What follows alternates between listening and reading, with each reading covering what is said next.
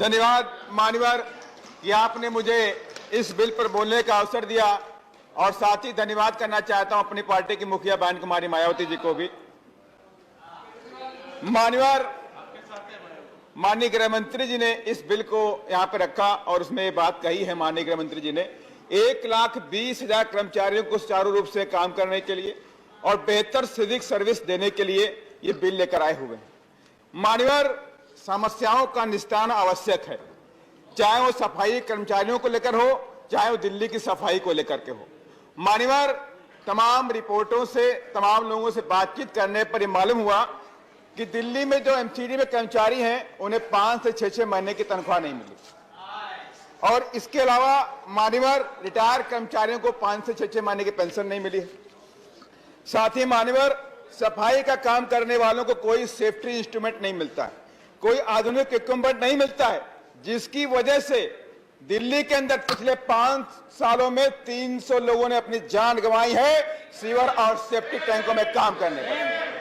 इस बात पर भी एक गहन विचार होना चाहिए कि इस समस्या का निस्तारण कैसे होगा।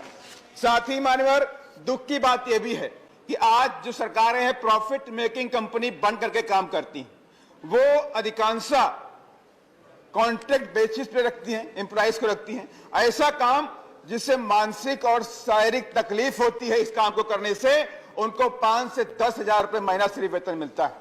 अगर उनकी मौत हो जाती है तो उसके परिवार वालों को बेहतर मुआवजा भी नहीं मिलता है। ये ऐसा कई जगह पर देखा गया है।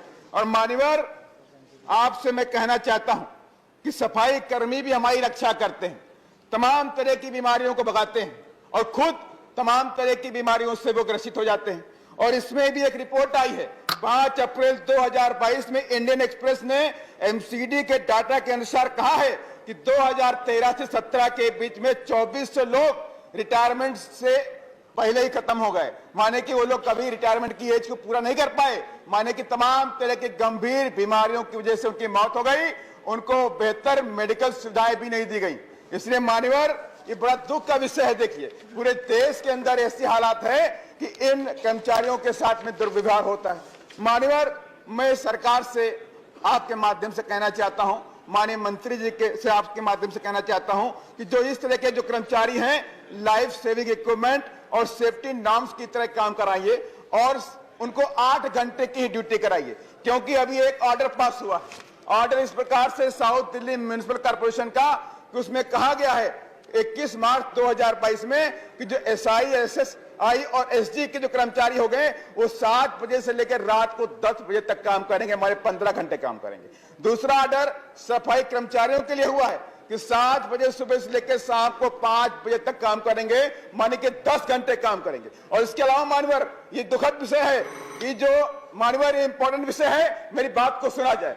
मान्यवर, जो टॉयलेट पे एम्प्लॉय लगाए जाते हैं उनके लिए अलग से एक नियम बनाया गया, सुबह 6 बजे से लेकर रात 10 बजे तक वो टॉयलेट, जहां पे टॉयलेट का स्टाफ होता है वो काम करेगा, माने 16 घंटे काम करेगा। अगर 16 घंटों के काम करेगा तो अपने जीवन में कैसे अपना जीवन व्यतीत करेगा, कैसे अपने बच्चों को पढ़ाई लिखाई कराएगा। इसलिए मान्यवर, इस पर भी विशेष ध्यान देने की जरूरत है। और मान्यवर, मैं मान्यवर धन्यवाद, आपके माध्यम से लास्ट पॉइंट है मान्य कि मैं माननीय मंत्री जी से रिक्वेस्ट करना चाहता हूं कि 2007 से लेकर 2012 में उत्तर प्रदेश में माननीय बहन जी की सरकार थी, 1,08,000 सफाई कर्मचारियों की सरकारी भर्ती की गई, लेकिन उसके तहत उन तमाम परिवारों को रोजगार मिल गया। ऐसी भर्ती दिल्ली के अंदर भी की जाए कि कोई भी कॉन्ट्रैक्ट बेसिस पे काम ना हो, इस सरकारी भर्ती के तहत काम कराया जाए। धन्यवाद, धन्यवाद। मुआवजा भी इनकी मौत पर कम से कम 50 लाख रुपए का मुआवजा सरकार देने का काम करे, यही मेरा आप सबसे निवेदन है। धन्यवाद।